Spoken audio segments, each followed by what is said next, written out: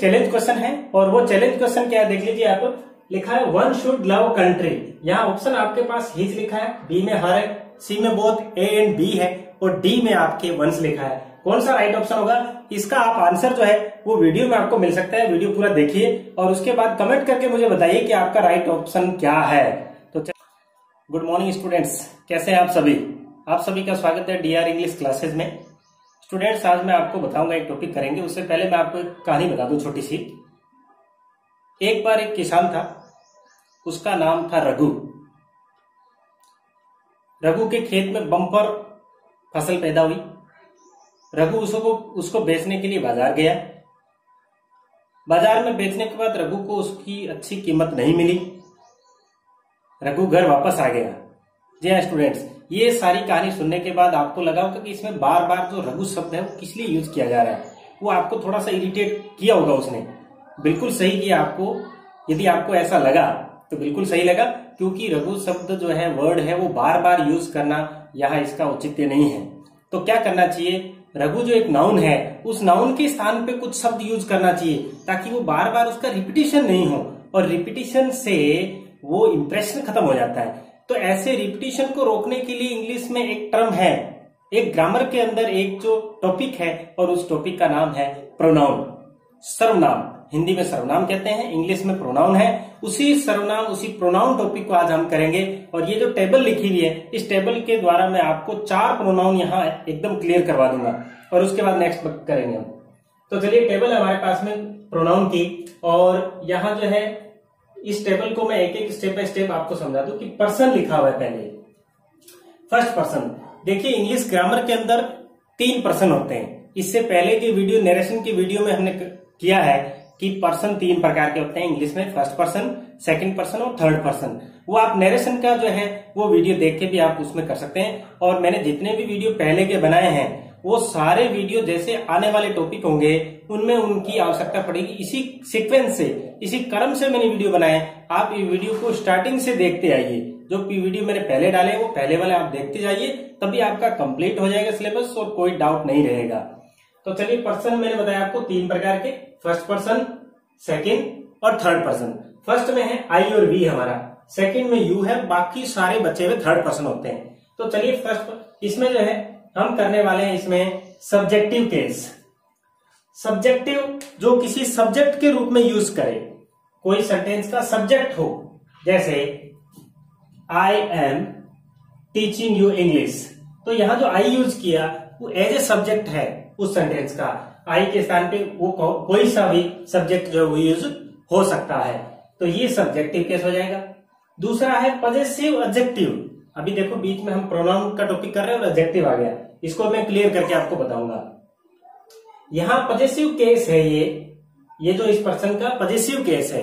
Possessive case वह होता है जो किसी वस्तु पर या किसी व्यक्ति पर आपका स्वामित्व, आपका अधिकार बताता है, आपका पोजीशन बताता है उस पर, उसको पजेसिव केस कहते हैं। और ये पजेसिव एडजेक्टिव है। यहां मैं अंतर आपको पजेसिव एडजेक्टिव और पजेसिव प्रोनाउन में बता दूंगा। पहले समझ लीजिए, पजेसिव एडजेक्टिव है ये, आई, माई, मी ऑब्जेक्टिव केस है, और पजेसिव प्रोनाउन जो है वो माइन है। और यहां फिर उसके बाद रिफ्लेक्सिव है और साथ में इम्फेटिक भी है।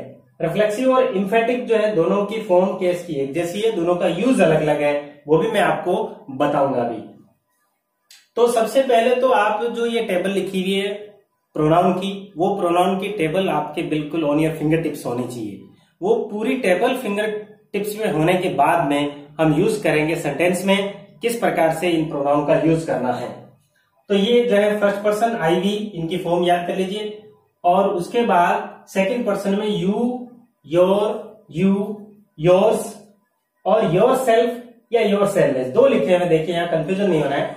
सेल्फ जो वर्ड लगता है वो सिंगुलर के साथ लगता है, जैसे हिमसेल्फ लिखा, हर सेल्फ लिखा है। और जो सेल्वेज लगाते हैं वो प्लूरल के साथ, योर सेल्वेज भी लगा दिया और उसके बाद देम सेल्वेज भी लगा देते हैं, तो प्लूरल के साथ लगता है। यहाँ देखिए, आप जब हम ग्रामर में इसका यूज जब करते हैं तो आप जो सेल्वेज का यूज करें, ये स्पोकन में सेल्फ यूज कर सकते हैं, क्योंकि सेंटेंस के अंदर जो है हम नहीं कह सकते कि वो सिंगुलर है कि नहीं, तो उसमें प्लूरल का ही यूज करें, तो योर सेल्वेज ही करें। स्पोकन के अंदर योर सेल्फ हो सकता है, कन्वर्सेशन 2 व्यक्तियों के बीच में हो, तो हमें पता है कि वो सिंगुलर है तो उसमें योर सेल्फ भी यूज करते हैं। इसी प्रकार से ही, हिज, हिम, यहां देखिए पजेसिव प्रोनाउन भी हिज ही होता है और फिर हिमसेल्फ है। सी, हर, हर्स, इसमें एस लग जाता है, हर सेल्फ। इट का देखिए पजेसिव प्रोनाउन नहीं होता है क्योंकि ये लाइफलेस थिंग के लिए यूज होता है। दे, देयर, देम और देयर्स और देमसेल्व्स। अब देखिए जहां आपको सब्जेक्टिव की आवश्यकता हो वहां सब्जेक्टिव केस आना चाहिए, पजेसिव की आवश्यकता पजेसिव, ऑब्जेक्टिव की हो तो वहां ऑब्जेक्टिव आना चाहिए। यही प्रोनाउन का सही यूज है। जैसे उसने मुझे एक कहानी सुनाई, उसने को क्या कह देंगे हम? ही या सी लिख देंगे, ही या सी लिख देंगे। उसने मुझे एक कहानी सुनाई, तो सुनाना टोल्ड होता है। ही या सी, टोल्ड मुझे, या मुझे के लिए यहां ऑब्जेक्टिव केस चाहिए था, a story. He told me a story, यहां जो है वो ऑब्जेक्टिव केस आना चाहिए, मेन वर्ब के बाद में ऑब्जेक्टिव केस। तो इस प्रकार यहां एरर जो है वो किसी प्रकार से हो सकती है। He told I a story ऐसे होगा तो वो एरर है आई की। आपको ये पहचानना है कि वर्ब के बाद में ऑब्जेक्टिव केस आना चाहिए। तो ये बात थी कि सब्जेक्टिव ऑब्जेक्टिव कैसे यूज करना है। अब बात आ जाती है अपने कि पजेसिव एडजेक्टिव और पजेसिव प्रोनाउन में क्या अंतर है। तो ये अंतर जो है वो आप समझ लीजिए कि अंतर क्या है दोनों के अंदर। देखिए एडजेक्टिव जो है टॉपिक हमने अभी किया नहीं है। एडजेक्टिव जो है उसको हिंदी में विशेषण कहते हैं, जो किसी नाउन की या प्रोनाउन की क्वालिटी को बताता हो, वो विशेषण या एडजेक्टिव कहलाता है। तो ये इसका एक तो बड़ा यूज इसका ये है कि ये जितने भी पजेसिव एडजेक्टिव आपने लिखे हैं, ये पजेसिव एडजेक्टिव, इनके साथ में नाउन आनी चाहिए, इनके साथ नाउन आनी चाहिए। यदि आपने सीधा लिख दिया दिस इज माई, क्या माई के बाद आपको बोलना पड़ेगा this is my pen, this is my table, this is my book, आपको बोलना पड़ेगा। उसके बाद कोई कुछ ना कुछ नाउन लिखनी पड़ेगी, तभी उसका सही यूज है। यदि आप दिस इज आवर, क्या this is our home, this is our school, आपको ऐसे बोलना पड़ेगा। दिस इज योर, तो योर के बाद आपको नाउन बोलनी पड़ेगी। अब यहां आ जाइए पजेसिव प्रोनाउन। पजेसिव प्रोनाउन जो फॉर्म है इसके साथ में नाउन का यूज करना गलत है, नाउन का यूज नहीं करते। और क्यों नहीं करते हैं ये भी आपको डेफिनेशन से क्लियर हो जाना चाहिए कि नाउन के स्थान पे जो वर्ड यूज करते हैं वही प्रोनाउन कहलाते हैं। Pronoun is a word which is used instead of a noun, जो कि किसी नाउन के बदले में यूज किया जाए।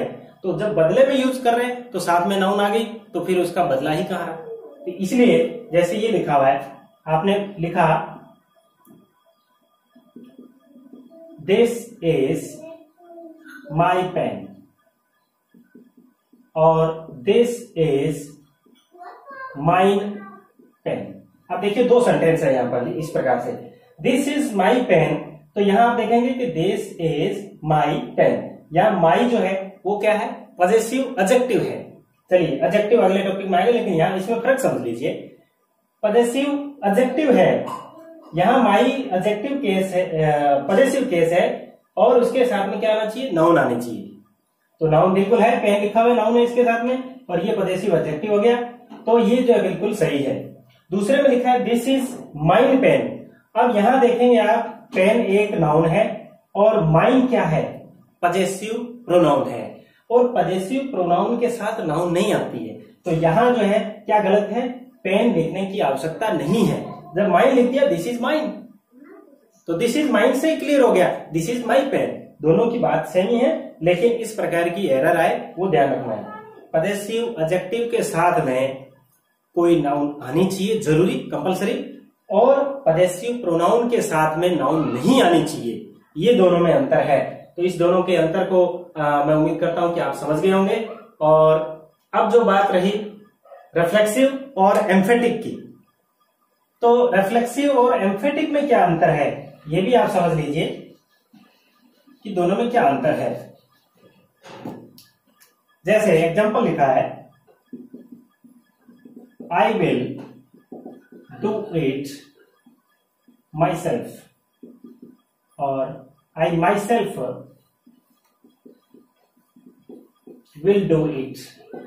दो सेंटेंस लिखे हैं, देखिए जो इनकी फॉर्म तो एक जैसी है, लेकिन अंतर क्या है दोनों में ये समझ लीजिए।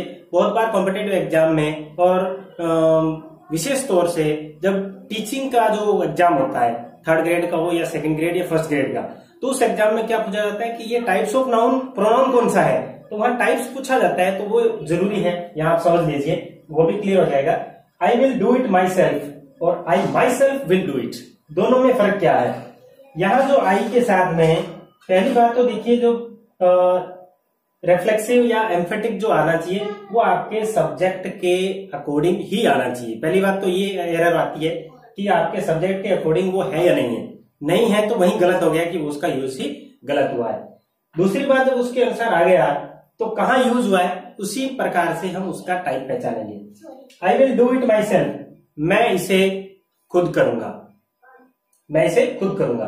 तो यहां जो है लास्ट में इस प्रकार से यूज हुआ है, ये कौन सा है, रिफ्लेक्सिव है, ये इसका यूज रिफ्लेक्सिव है।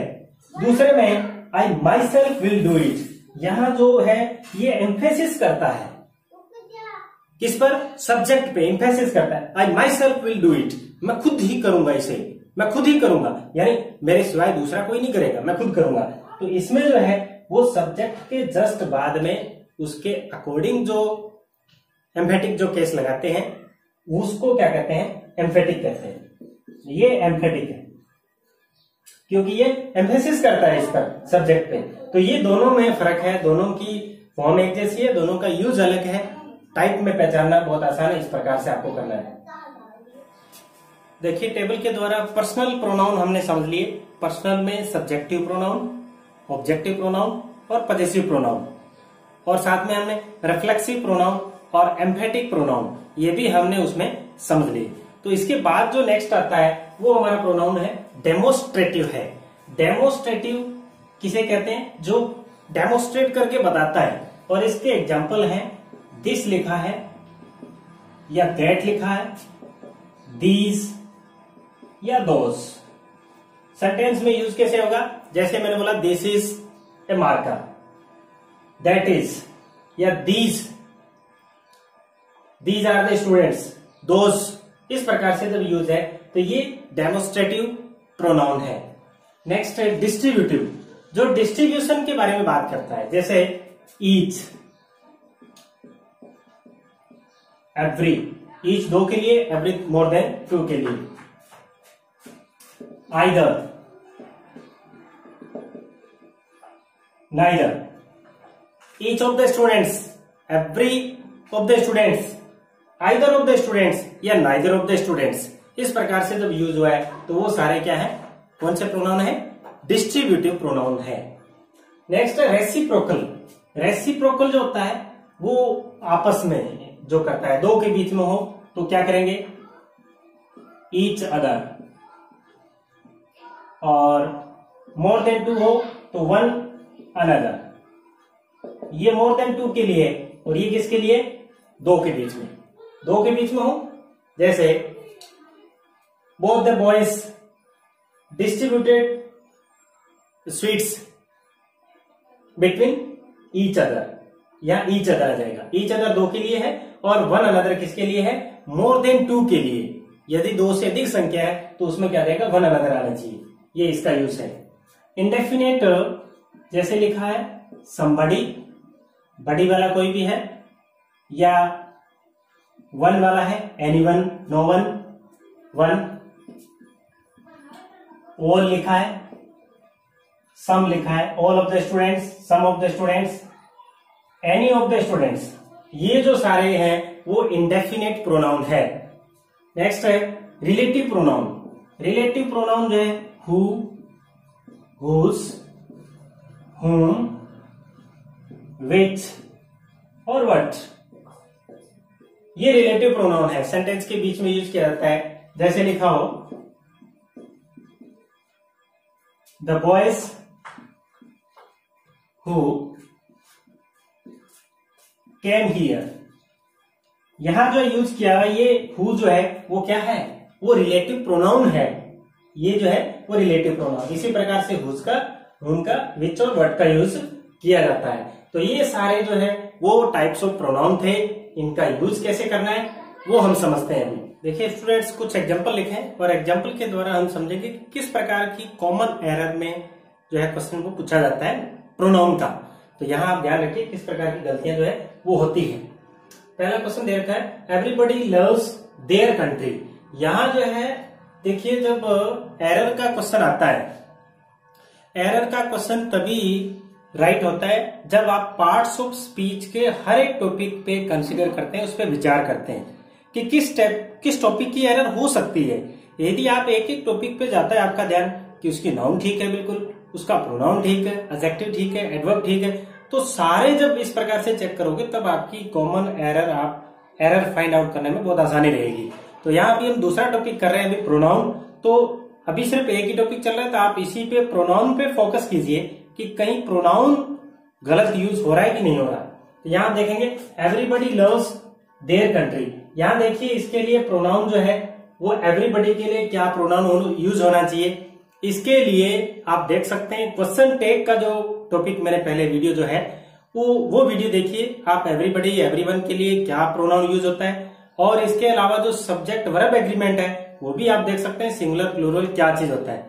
तो ये दोनों वीडियो देखने के बाद ये टॉपिक करें आप, एवरीबडी लव्स देयर कंट्री। तो यहाँ आप देखेंगे कि पजेसिव जो केस यूज हुआ है देयर, तो यहाँ एवरीबडी के लिए सिंगुलर यूज करते हैं, एवरीबडी के लिए ही या सी यूज करना है। तो यहाँ देयर नहीं आना चाहिए, क्या आना चाहिए, हिज। तो यहाँ हिज या हर ये यूज हो सकता है। तो यहाँ देयर क्या है, गलत है, तो ये इसकी एरर होगी। तो ये एरर वाला पार्ट हो गया। एक और इसमें जो है ये भी चलिए साथ में हम कर लेते हैं, जब यहाँ प्रोनाउन की बात चल रही है। तो यहाँ जो है लास्ट में इस प्रकार से जब क्वेश्चन पूछा जाता है, छोटा सा क्वेश्चन जो होता है, उस टॉपिक का नाम होता है क्वेश्चन टैग। यहाँ क्वेश्चन टैग के लिए हमें क्या चीज चाहिए, एक तो यहाँ चाहिए हमें हेल्पिंग वर्ब प्लस नोट लगाना। तो यहाँ आप मेन वर्ब देख के भी लगा देंगे, तो इसके अकॉर्डिंग तो डज लगना चाहिए, लेकिन एवरीबडी वाले के लिए प्रोनाउन दे आता है, क्वेश्चन टैग में प्रोनाउन दे आता है। बाकी जैसे सेंटेंस में है उसमें जो है वो सिंगुलर उसके लिए प्रोनाउन यूज करते हैं। तो दे आ गया, तो दे के साथ क्या आना चाहिए, डू, और डू में नोट लगा दिया तो डोंट दे। तो ये भी आप साथ में कर ले, ये अल्टरनेटिव फ्रेज के रूप में, सेंटेंस इंप्रूवमेंट के रूप में, या कंप्लीशन ऑफ द सेंटेंस के लिए आ जाता है इस प्रकार का क्वेश्चन टैग का क्वेश्चन। नेक्स्ट है one should do for his country. One should do, अब वन के लिए प्रोनाउन जो है क्या आना चाहिए, यहां पजेसिव केस की बात चल रही है, तो वन के लिए क्या आना चाहिए, वंस आना चाहिए। वन के लिए क्या आना चाहिए, वंस आना चाहिए। वन जो एक इंडेफिनिट प्रोनाउन है और इसका पजेसिव केस भी वंस आना चाहिए। ये इसकी एरर थी। One of us has given up honesty. यहां जो है ये पजेसिव केस हमें पूछ रहा है, पजेसिव केस क्या आना चाहिए। तो यहां आप देखेंगे वन ऑफ अस लिखा हुआ है, वन ऑफ अस हम में से एक, तो एक के लिए क्या हो जाएगा, ही या सी हो जाएगा, ही या सी हो जाएगा। अब ही का लिखेंगे तो क्या हो जाएगा, पजेसिव केस हिज या हर लगाना पड़ेगा। तो ये दोनों में वन वाले में अंतर आप क्लियर समझ लें। यहां जो है वन ही इसका क्या था, प्रोनाउन था, वन शुड डू, तो वन प्रोनाउन था, वन के अकॉर्डिंग वन का पजेसिव केस वंस लगा दिया। वन ऑफ अस लिखा है तो वन ऑफ अस जो है वो एक होगा, सिंगुलर होगा, उसके लिए ही या सी लिखेंगे।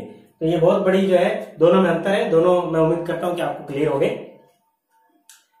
नेक्स्ट लिखा है the streets of Jaipur are wider than Mumbai. ये बहुत बार एसएससी के एग्जाम में और दूसरे कॉम्पिटेटिव एग्जाम में ये क्वेश्चन पूछा गया है। तो यहां देखिए इसमें गलती क्या होती है, आप ध्यान से इसको देखना।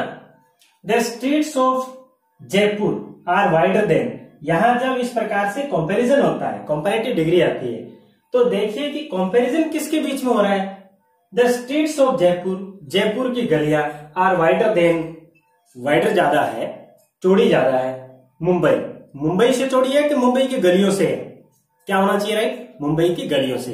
तो मुंबई की गलियों के लिए तो यहां जो है या तो आप इसमें क्या लिखते हैं, दैट ऑफ लिखते हैं, और या क्या लिखते हैं, दोज ऑफ। यहां आप देखेंगे कि प्लूरल है स्ट्रीट्स, तो आप क्या लिखेंगे, देन के बाद क्या आना चाहिए, देन दोज ऑफ मुंबई, क्या आना चाहिए, than those of Mumbai. Singular होता तो दैट ऑफ कर देते, और प्लूरल होने पे क्या कर दिया हमने, दोज ऑफ कर दिया, दोज ऑफ मुंबई। तो ये आप जो है वो ध्यान से कर लें इसमें कि कंपैरिजन आता है तो कंपैरिजन जो है शहरों के बीच में नहीं है, शहर की गलियां है, तो देन के बाद में क्या आना चाहिए, दैट ऑफ या दोज ऑफ आना चाहिए। ये एरर बहुत बार आती है, आप इसको नोट कर लें। नेक्स्ट लिखा है distribute these bananas between Raghu and I. यहां जो है बिटवीन रघु एंड आई लिखा है, तो एक चीज क्लियर यहां देख लें आप, distribute these bananas between Raghu and I. यहां जब वर्ड यहां क्या लिखा है, बिटवीन लिखा है, यहां जो है कुछ चीज आप नोट कर लें। इसमें क्या लिखा है, बिटवीन लिखा हो एक्सेप्ट के सिवाय, और या मेन वर्ब के बाद है, या लेट एक और है, लेट, ये चार है। इनके बाद में कोई प्रोनाउन यूज करना है तो वो प्रोनाउन की फॉर्म कैसी आनी चाहिए, ऑब्जेक्टिव आनी चाहिए। इसके बाद ऑब्जेक्टिव केस ही आना चाहिए, अदरवाइज वो गलत हो जाएगा आपका। तो यहां आप देखें बिटवीन है, एक्सेप्ट है, मेन वर्ब के बाद है और लेट के बाद, इन सब के बाद में मेन प्रोनाउन जो है उसकी फॉर्म आनी चाहिए ऑब्जेक्टिव। तो यहां जो है आई लिखा है वो गलत है, आई के स्थान पे क्या आना चाहिए, मी आना चाहिए, क्योंकि बिटवीन के बाद यूज हो रहा है। ठीक इसी प्रकार से एक्सेप्ट के बाद भी हो, मेन वर्ब के बाद में हो, याद रहे मेन वर्ब के बाद होना चाहिए, है ना, और किसके हो, लेट के बाद में हो, तो इनके बाद ऑब्जेक्टिव केस आता है, ये ध्यान रहे इसमें।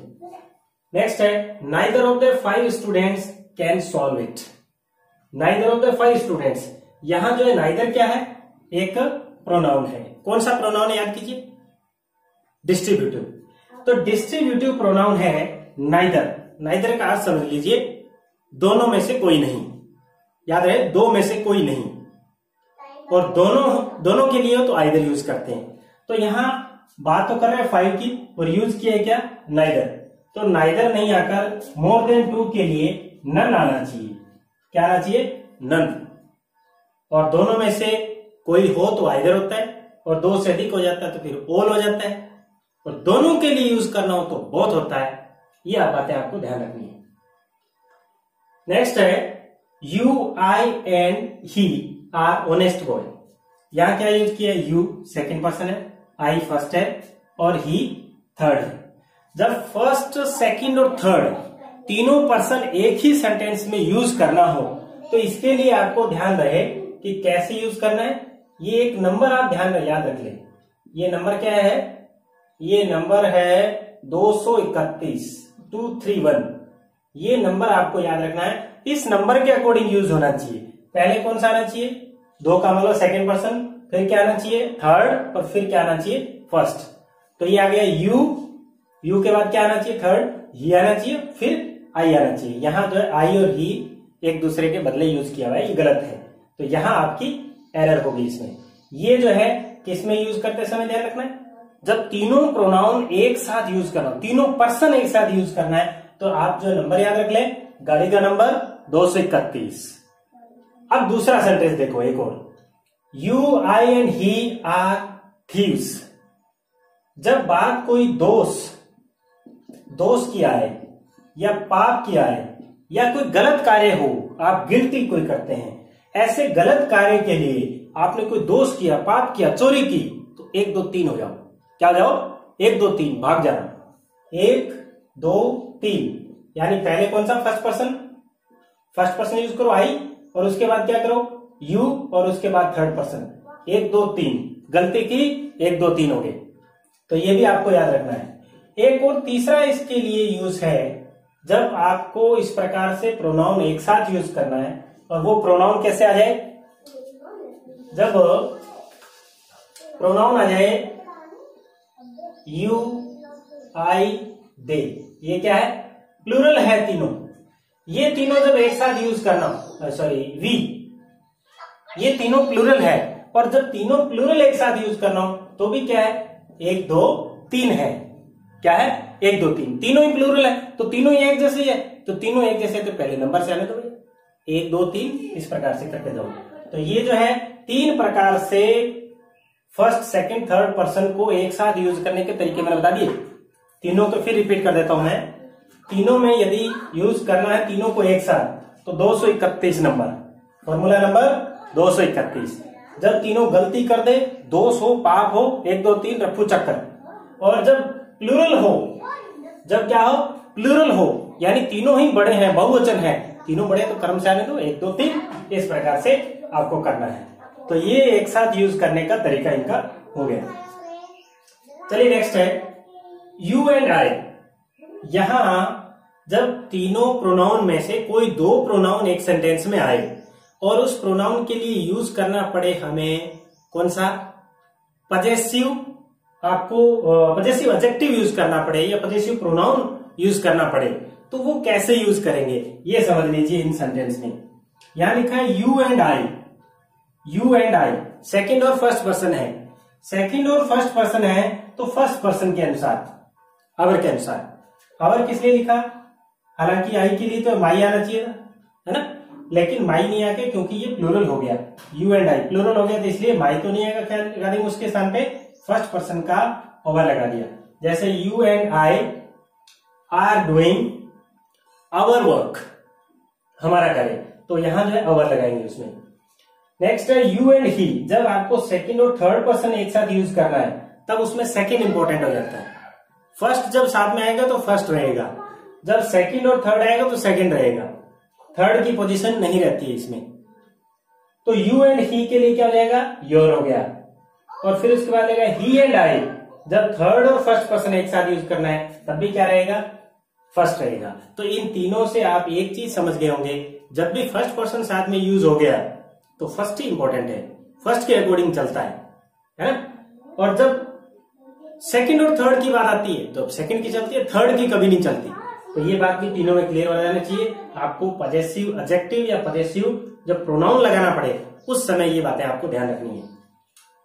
नेक्स्ट है I M one of those that love their country.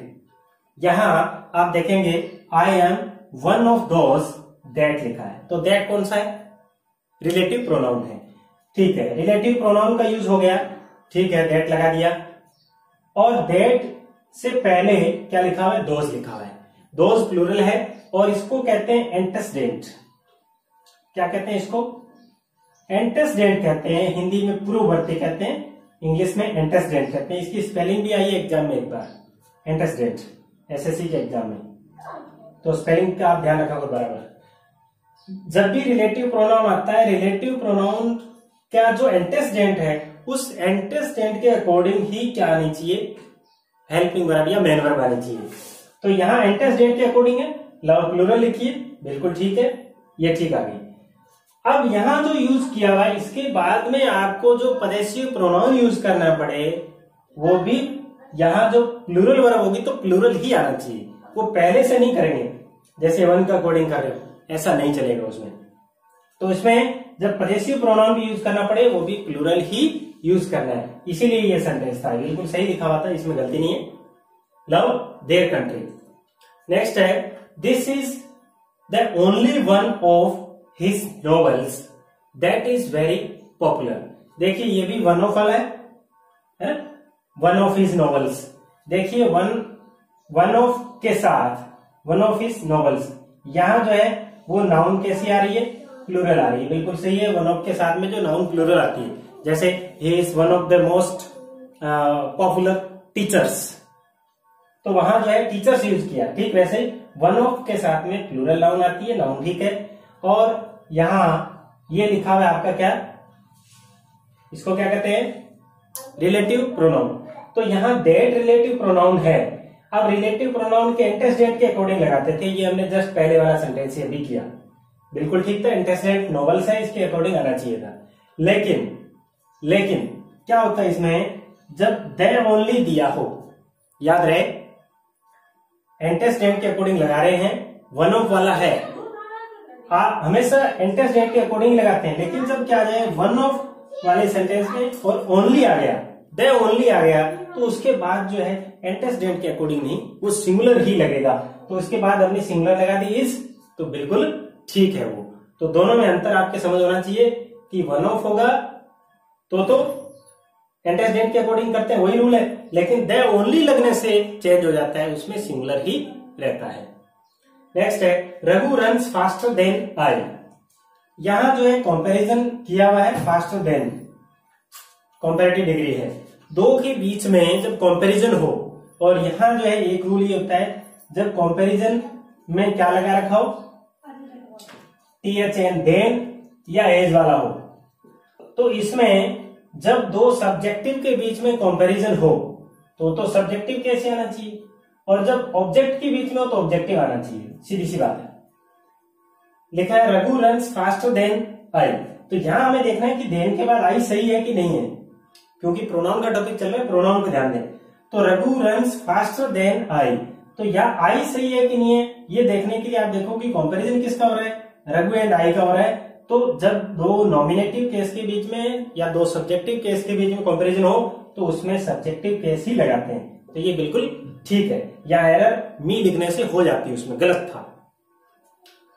I know you as much as him, यहां आप देखेंगे कि एज से आ गया, जब देन से हो या एज से हो उसमें देखना है कि कंपैरिजन किसके बीच में हो रहा है, बात किसकी कर रहा है वो।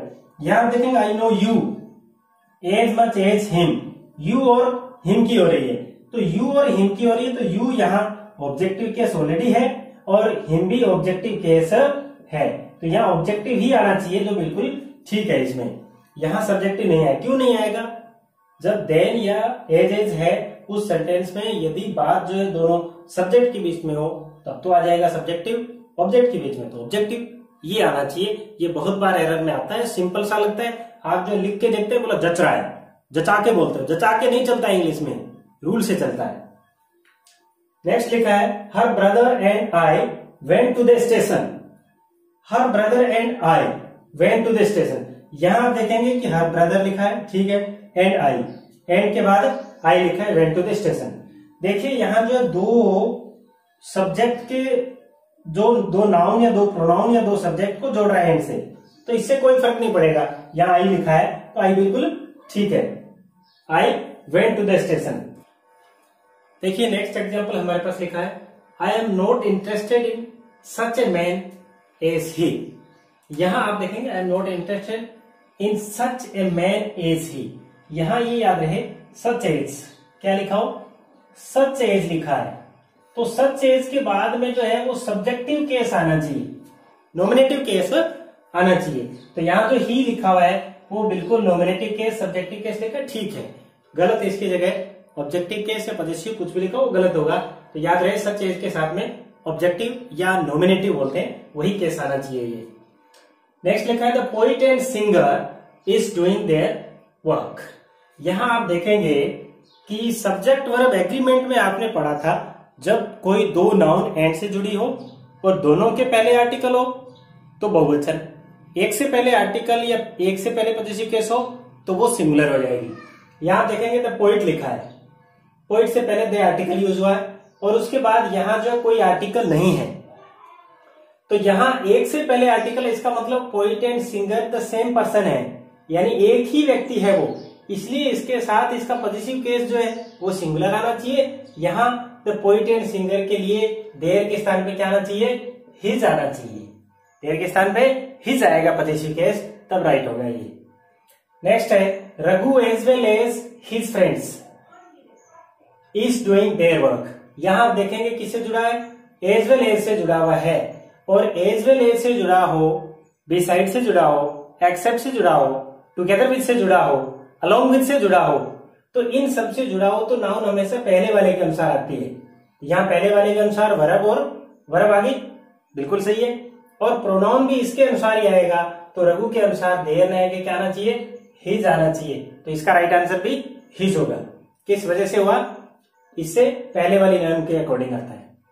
नेक्स्ट है our is a great country, our is a great country, यहां देखिए आप जो आवर लिखा है ये एक पॉजेसिव एडजेक्टिव है, ये पॉजेसिव एडजेक्टिव है और इसके साथ में क्या आती है, कोई नाउन आती है तब लिखा जाता है, जैसे our country is a great country, तो इसके साथ कोई नाउन आनी चाहिए थी, नाउन नहीं, इसका मतलब ये गलत है, तो इसके स्थान पर सही क्या होना चाहिए, पॉजेसिव प्रोनाउन होना चाहिए, और पॉजेसिव प्रोनाउन क्या होता है, आवर्स होता है। तो यहां लिख देंगे आप ours is a great country, हमारा देश एक महान देश है। नेक्स्ट है he says it is his problem, he says it is his problem, he के साथ हिज ठीक है, बिल्कुल ठीक है यहां तक। और बट यू से it is your, but it is your, ठीक लग रहा है। लेकिन देखेंगे आप कि यहां जो योर लिखा है वो पजेसिव एडजेक्टिव है, ये क्या है, पजेसिव एडजेक्टिव है। इसके साथ नाउन आती कोई, जैसे योर प्रॉब्लम लिखा होता तब ये ठीक हो जाता है ना। यू से it is your problem also, तब तो ठीक हो जाता। लेकिन योर लिखा है ओनली, ये गलत है। इसके स्थान पे क्या आना चाहिए, योर्स आना चाहिए, यानी पजेसिव प्रोनाउन आना चाहिए। तो ये यहां पर एरर थी, योर्स आना चाहिए था। नेक्स्ट है ही से इट इज, ठीक है ये तो हो गया। नेक्स्ट है 19 नंबर लिखा है स्टूडेंट्स एंजॉय देमसेल्व्स। यहां जो एंजॉयड लिखा है, एंजॉयड लिखा है, एंजॉयड के बाद देमसेल्व्स रिफ्लेक्सिव लिखा है। तो याद रहे कि एंजॉय लिखा है, अवेल लिखा है, प्राइड है, एब्सेंट है, प्रेजेंट है, रिजाइन है, अप्लाई है के बाद रिफ्लेक्सिव का यूज करते हैं। तो यहां जो रिफ्लेक्सिव का यूज दिया हुआ है ये तो बिल्कुल ठीक है, नहीं दिया हो तो ये याद रहे कि इसकी जगह होना चाहिए इनके बाद में। तो रिफ्लेक्सिव स्टूडेंट्स के अकॉर्डिंग जो है वो देमसेल्व्स बिल्कुल ठीक है। नेक्स्ट लिखा है सी ड्रेस्ड हरसेल्फ, यहां जो है हरसेल्फ भी क्या दिया है, रिफ्लेक्सिव दिया हुआ है। तो हमें देखना है कि ड्रेस्ड के बाद रिफ्लेक्सिव आना चाहिए कि नहीं आना चाहिए। इसलिए कुछ वर्ब्स ऐसी है वो आपको याद रखनी है कि उनके बाद में रिफ्लेक्सिव नहीं यूज करते हैं। जैसे लिखा है बात लिखा है, ड्रेस लिखा है, ओपन लिखा है, शेल लिखा है, वॉश लिखा है, फील लिखा है, इनके बाद में रिफ्लेक्सिव नहीं आना चाहिए। यहां ड्रेस्ड के बाद रिफ्लेक्सिव यूज किया है, इसका मतलब रिफ्लेक्सिव गलत यूज किया है। तो इस प्रकार के ये सेंटेंस थे, ये दोनों याद रख लेने हैं। ये कंप्लीट सेंटेंस थे, यही 20 जो सेंटेंस है वो आपका प्रोनाउन का टॉपिक 100% क्लियर कर देंगे। चलिए वीडियो के स्टार्टिंग में मैंने जो आपसे एक क्वेश्चन पूछा था उस क्वेश्चन का आंसर जो है वो आप कमेंट बॉक्स में लिख के जरूर मुझे भेजें। और वीडियो यदि आपको अच्छा लगा है आप लाइक कीजिए, शेयर कीजिए, अपने तक ही सीमित मत रखिए, अपने बाकी साथी जो तैयारी कर रहे हैं उनके साथ भी शेयर कीजिए। और यदि आप चैनल पर नए हो चैनल को सब्सक्राइब कर लीजिए, बेल आइकन को प्रेस कर लीजिए ताकि वीडियोस के नोटिफिकेशन आपको मिलते रहे। Thank you for watching.